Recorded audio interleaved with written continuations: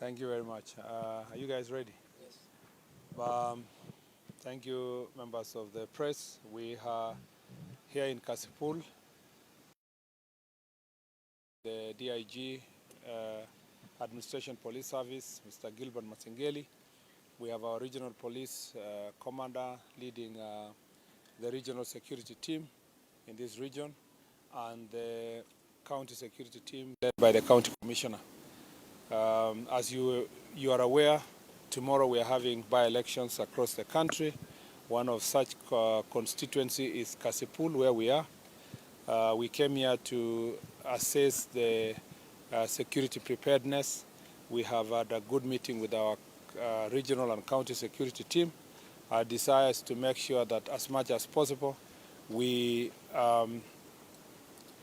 protect the citizens of this country as per the requirements of the Constitution, so that they can exercise their constitutional rights to vote in a peaceful environment, to vote for the leaders they like to vote with, to make the expression in the ballot without any fear or intimidation. Kenyans will know that we lost the member of parliament of this constituency in a tragic event that is still being handled in the courts by a legal process. We also know that in the run-up to these elections, which is going to happen tomorrow, we have witnessed cases of violence between campaign teams and competitors. And we also know that I was here just a few months ago on the issues of security, and we know that this region has continued to witness the challenges that are related with goods. There is a rising phenomenon where it's not just this region, but all over the country. We have a by-elections in Nairobi, we have it here, we have in Mbeere, we have in Western, in Kakamega, and also in Bungoma.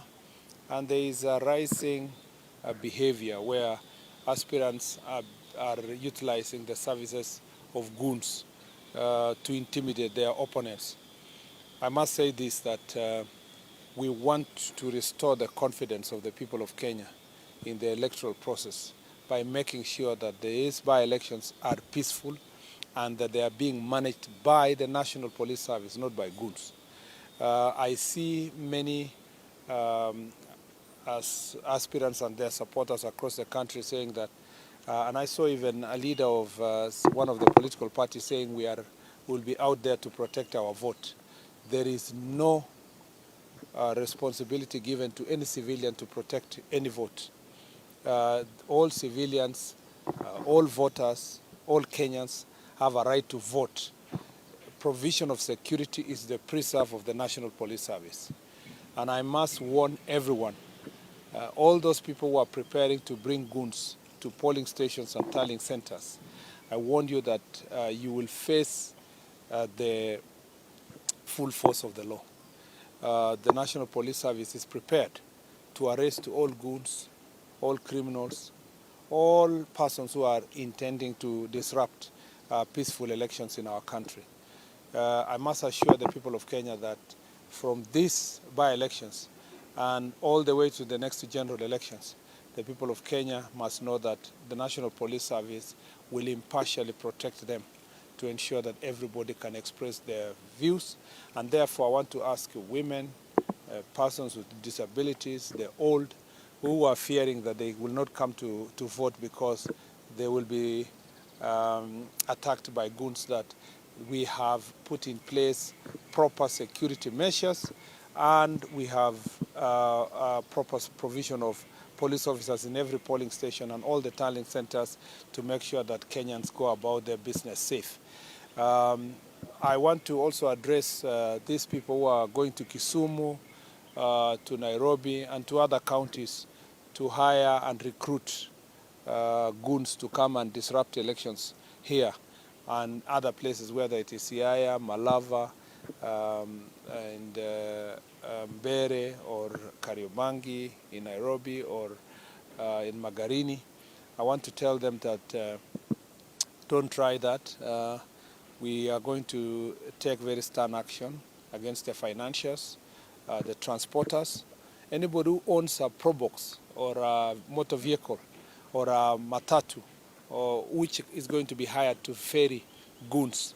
Apart from arresting the goons and arresting the planners and financiers, we will also arrest the transporters because those are part of the enablers. So I warn all car owners, transportation companies, and persons who are facilitating the ferrying of goods that they need to stop forthwith because we will take very stern action.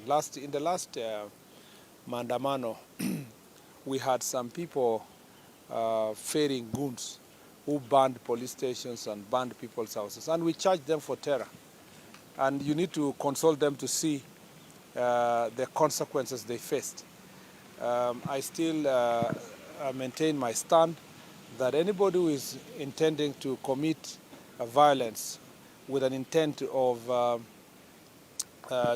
with the intention of intimidating voters not to come and vote and spreading fear, that person is not just a criminal, but is a potential terrorist. And therefore, we will take the highest legal action to make sure that we protect the voters and to protect the vote. And we mean it. We mean it. And I want to ask all the voters of Kenya, all the voters in this constituency, voters in different places where we have by-elections in wards and constituencies and counties, that please exercise your right peacefully. Once you vote, go home. There is no business that you are protecting any vote. We will not allow loitering around polling stations in the name of protecting votes or canvassing. Once you finish with your vote, go home, wait for the results. In any case, there is no value in going to loiter around a tallying center because elections end in a polling station and the results are already known and they are protected. You don't have to carry them physically to the tallying center. It can be tallied anywhere and it can be announced anywhere. It doesn't have to be that you're going to interfere with the tallying center for you to get anything. You get nothing. With the technology applied in elections now, you know that the polling station is the final station. So you can't tell us that you're waiting at a tallying center to protect our vote. There's nothing to protect. The vote ends at the polling station and it is counted and announced in the polling station. I want to request everybody to keep peace and to go home, wait for your candidate. If he succeeds, you celebrate. If he doesn't, you plan for the next elections. That's all I'd like to say. Yeah. One question. There have been accusations. Who told you I'll take questions? There have been concerns of allegations, let me say that, from the opposition that security agencies have taken a partisan position. A case in point is what happened in Narok, where the opposition claims that the police were involved in stopping them holding the final rally. What is your response on that? It is expected, of course, that some people make just allegations, and those are unsubstantiated allegations. First, the situation of Narok was very clear. When we realized that there was going to be a clash between two groups, when the National Police Service realized as such, the security team advised that both camps should stop the violent rallies because it was turning violent. So one partner wanted to continue anyway. Yet the other agreed to follow the advice of the County Security Committee. So it was for the benefit and for the protection of the same people who are complaining and the Kenyans who wanted to turn up for the rallies peacefully.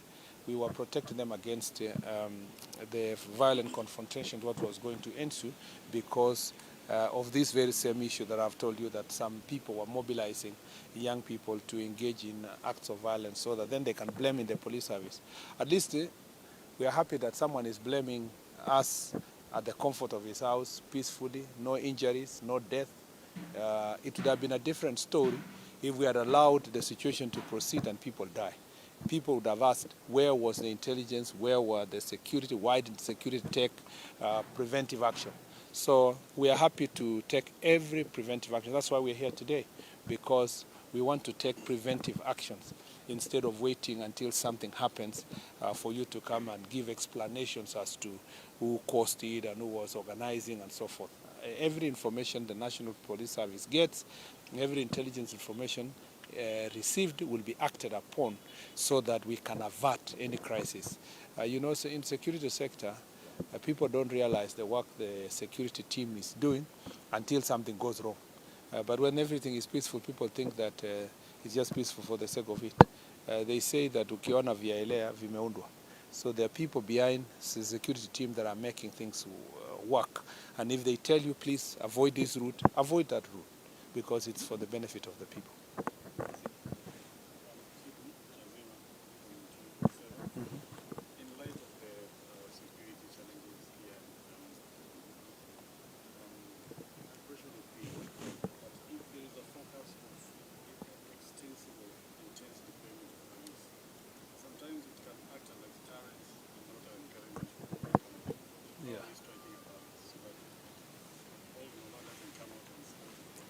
And then they run away.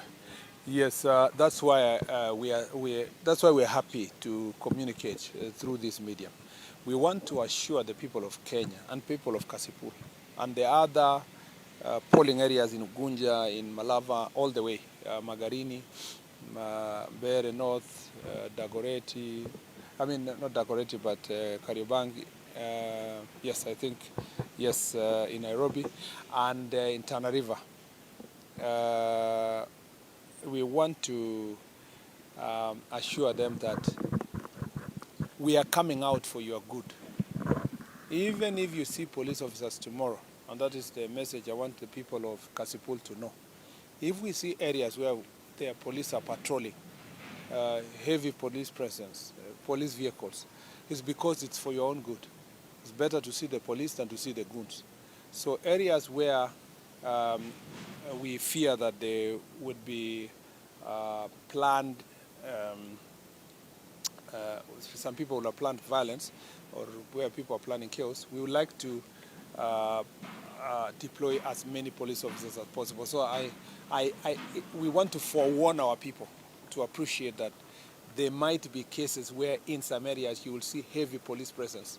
It is not there for against the people. It's for your own good, to guarantee your right to vote and to make sure that you have a peaceful environment for you to exercise your constitutional right. I will take the last two, I think the lady and yourself. Yes, sir. Yeah. There was okay.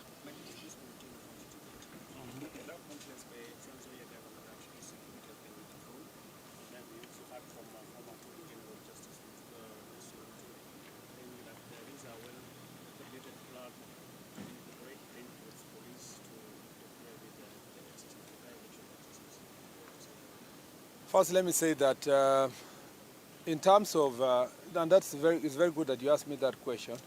There have been cases where police officers attached to VIPs have misused their firearm, sometimes almost to their own detriment.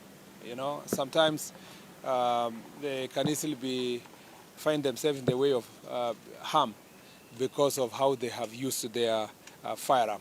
So let me say this, that any security measure taken by the National Police Service is, as I say, to avoid a crisis. If a police officer attached to VIP is working with goons, what is the best thing to do is to, first of all, get them away from this crowd of goons so that we can be able to deal with the goons decisively. And I want to warn all police officers, including those attached to VIPs, that the fact that you have been attached to a certain VIP does not make you part and parcel of his campaign, part and parcel of his ideologies, part and parcel of his criminal plans. You need to know that at any one time you remain an officer of the National Police Service. So if there are any people who have been withdrawn, it must be in relation to the planned violence and the recent violent confrontations, and the fact that some of these police officers have been found in the middle of goons, facilitating goons, transporting, hiring. And it's not enough that they have been withdrawn. There will be a disciplinary action will be taken against them, and if the charges are proven, they will lose their jobs. They will be relieved of their responsibilities within the National Police Service. So it's not enough even to complain that they have been withdrawn. It may also be that those police officers may never go back to their jobs if it is found that they were facilitating violence in any part of our country. So those are security measures. Those are efforts that we are trying to take to avert violence tonight and tomorrow, because we know we have the National Police Service and the security team have the intelligence, and they know who is doing what where, and that's why such measures must be taken.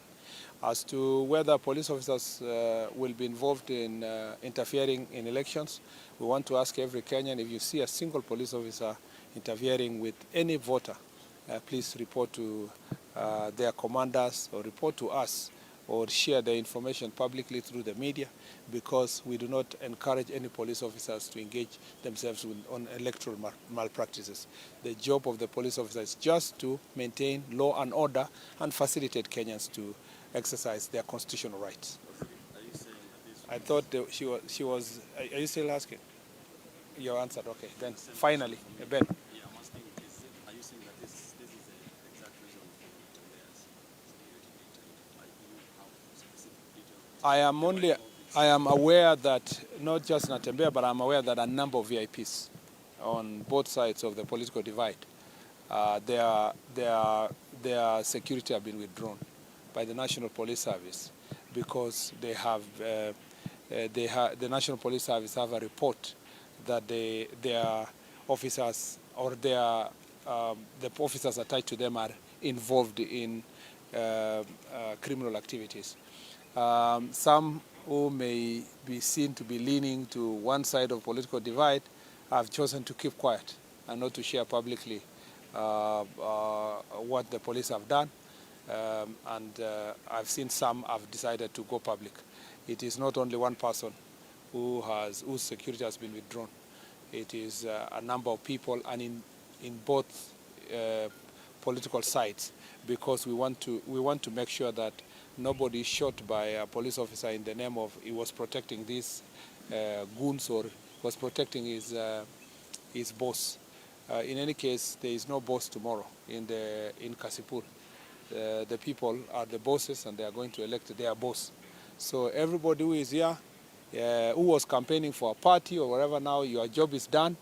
If you are an election observer, you have a right to become election observer. If you have an agent, a registered agent, you do your work as an agent. Everybody else who is around loitering and trying to interfere with the elections will be treated as a suspect, like all other suspects. They are accusing the government of intimidation. Our job as government is to ensure that goons do not intimidate the voters. And if we can succeed to intimidate the goons, we are very happy. And when goons complain that the government is intimidating them, it is my joy. My problem is when citizens are intimidated. We want to make sure that the goons are intimidated enough, not just intimidated, but they are arrested and charged, so that the people of Kenya can have confidence in our electoral process. We wish you well. We wish everybody well. Success to all the candidates and success to IEBC. I know there is a new IEBC team. We wish them the very best as they also work very hard to prove themselves in these elections. We don't want to let anybody down. Everybody must do their part. Those of us who are in the security sector must do our part. The voters must turn out, come out and vote. Exercise your right. We want to see huge turnouts around the country. That is the joy of democracy, and that's the joy of a working country, to see that its people are exercising their democratic rights peacefully and elected leaders they would like them to represent in the various legislative parliament and the county assemblies. Asanteni sana. Thank you very much.